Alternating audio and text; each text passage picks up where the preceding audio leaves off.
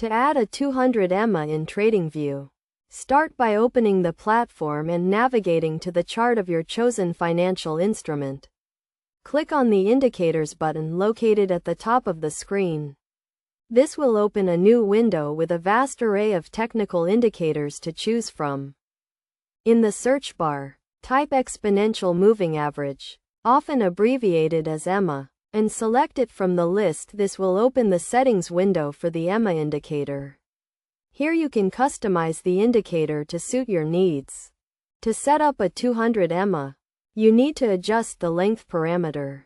The length parameter determines the number of periods used in the calculation of the EMA. For a 200 EMA, you simply enter 200 into the length field. You can also choose the source of the data the EMA is based on. By default, it is set to close, which means the EMA is calculated based on the closing price of each bar.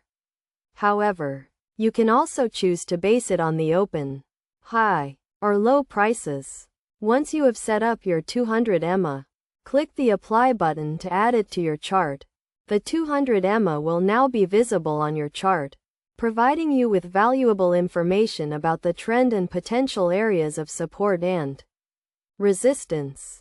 The 200 EMA is a popular indicator among traders because it helps to smooth out price fluctuations and provide a clearer picture of the overall trend.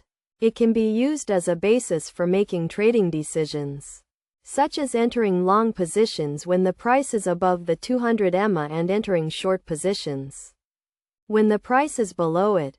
By following these simple steps, you can add a 200 EMA to your TradingView chart and start using it to inform your trading decisions.